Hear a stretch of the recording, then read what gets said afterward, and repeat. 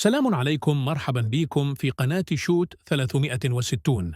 لا تنسوا اللايك والاشتراك ومشاهدة ممتعة. اخترنا هالسند لانه ما نجموش ما نفرحوش لاشقائنا في المغرب. المغرب تفوز البارح بكاس العالم تحت 20 عام بعد فوزها على الارجنتين 2-0. الارجنتين اكثر منتخب فايز ببطوله العالم فتحي في الفئه العمريه والسنيه هذه.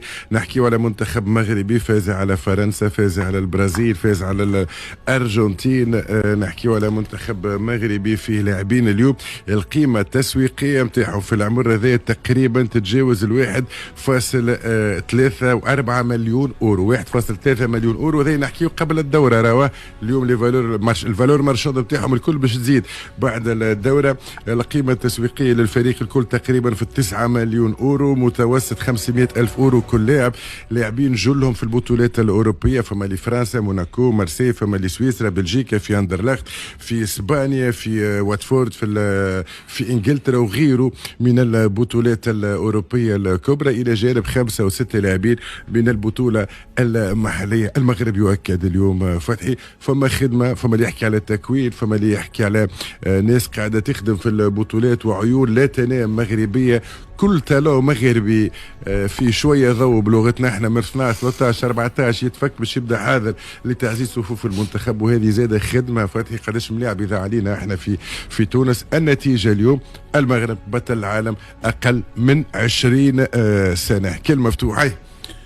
والله من أسود الأطلس إلى أسود إفريقيا، والبارح في الليل أسود العالم. هو من عام 2022 من كأس العالم الأخيرة المغرب الحقيقة هي ملك إفريقيا. هي عام 22 وقت اللي وصلت الدور النصف النهائي قلنا ضربة حظ، نجم تكون ضربة حظ. قلنا ما شافوهاش، ما عاشوهاش، ما راوهاش كيفاش جاية، ولكن ظهروا أنه المغرب قاعدة تخدم خدمة كبيرة ياسر. راهو مش سهل وبرا تجيبهم من برا، هذم وليدات صغار. معناها شوف المغرب خطفتهم لفرنسا، خطفتهم لبلجيكا، خطفتهم لانجلترا، خطفتهم.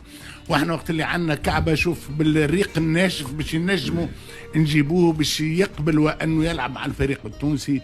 معناها المغرب قاعد تعطينا درس ورا درس، ناس تخدم على رواحها. حتى كي يجيو المدربين الكل من عام 2020 الصغيرات الكل مدربين مغاربة. من عام 2020 نفس التكوين في نفس المركز، الكل اللاعبين متاع الفرق الوطنية المغربية عندهم استمرارية، عندهم رئيس جامعة الحقيقة احنا يخوفنا برشا. رئيس الجامعة المغربية اللي هو في الكاف معناها سي فوزي لقجع، معناها انسان مسيطر تقريبا، يقول هو رئيس الكاف، لكن انسان يخدم مليح، انسان يحضر، انسان حط كل الامكانيات. وللامانه نقولوها راف للامانه، المغرب كدوله حطت كل شيء في الكوره، حطت كل شيء في كره القدم، لان كره القدم جابت لها تنظيم كؤوس افريقيا، جابت لها تنظيم كاس العالم، جابت لها يوريك انه الكره تنجم تكون وسيله نتاع استثمار، الكوره وسيله نتاع السياحه، تجيب لك السواح. المغرب نظم كاس العالم للانديه، المغرب عمل كل شيء. المغرب اليوم في كره القدم مرجع، ومرجع ماهوش عربي وافريقي هرب بينا الناس الكل حقيقه كعرب وكافارقه، مرجع في العالم.